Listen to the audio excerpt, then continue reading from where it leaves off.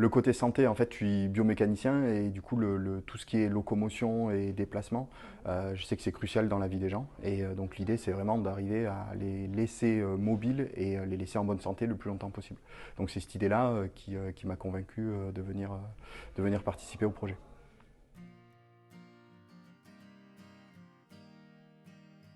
Je participe au co-encadrement d'une thèse sur un doctorant qui participe au projet, qui développe les algorithmes de détection des chutes.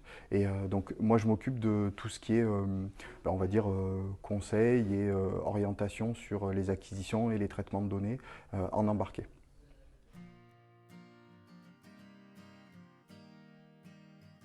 Donc dans un premier temps, ce qu'on fait, c'est qu'on essaye de récupérer des données pour avoir le plus de données possible, à la fois sur des situations de la vie courante et puis sur des situations de chute pour être capable de valider le déclenchement des airbags. Et donc l'algorithme a été mis au point en plusieurs étapes. D'abord sur on va dire des populations jeunes et saines pour tester un petit peu on va dire l'architecture globale et puis après de plus en plus se rapprocher de la cible pour être au plus proche des clients futurs de la ceinture.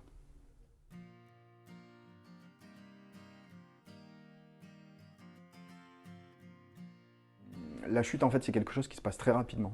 De manière à ce qu'on puisse laisser à la ceinture le temps de se gonfler et de vraiment amortir et de protéger la personne, en fait, il faut que la détection soit vraiment très précoce et que, en fait, on a très peu de temps pour agir et en fait, pour détecter la chute. Et surtout, ce qui est compliqué, c'est on va dire, de ne pas faire d'erreur, de ne pas gonfler la ceinture alors que la personne n'est pas en train de tomber. Et donc, la principale difficulté se trouve là, c'est le fait d'être bien certain qu'on a une chute, tout en étant certain qu'on a une chute suffisamment tôt pour pouvoir gonfler la ceinture et qu'elle protège la personne.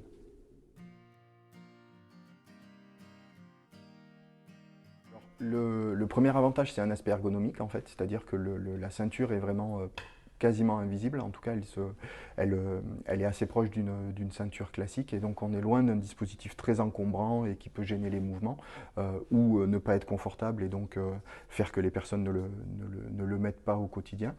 Et donc en gros, du coup, elles ne sont pas protégées. Donc là, on est vraiment sur quelque chose qui est ergonomique et qui est, qui est vraiment adapté à l'usage et au port quotidien. Et l'autre avantage, c'est aussi que en fait, l'algorithme a été développé justement avec la population cible. Donc en gros, on est vraiment en train de travailler pour développer l'algorithme de détection et de gonflage sur des personnes âgées et non pas sur des personnes jeunes dont on sait qu'en gros les caractéristiques de mouvement sont différentes des personnes âgées.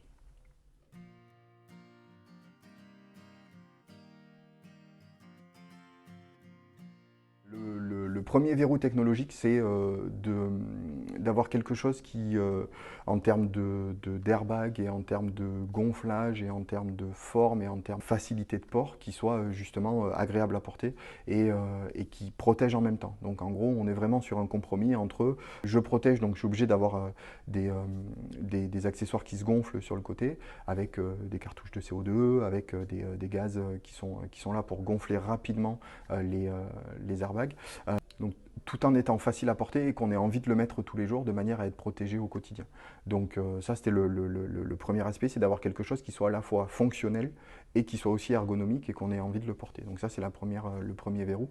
Et le second, ça va être justement tout ce qui est développement de l'algorithme, parce qu'il y a énormément de tâches de la vie quotidienne. Et quand les personnes sont alors âgées, mais qu'elles sont encore actives, il y a énormément de choses qui peuvent paraître anodines, comme par exemple monter dans un bus ou prendre un ascenseur, s'asseoir sur une chaise, et qui ne doivent pas déclencher l'airbag.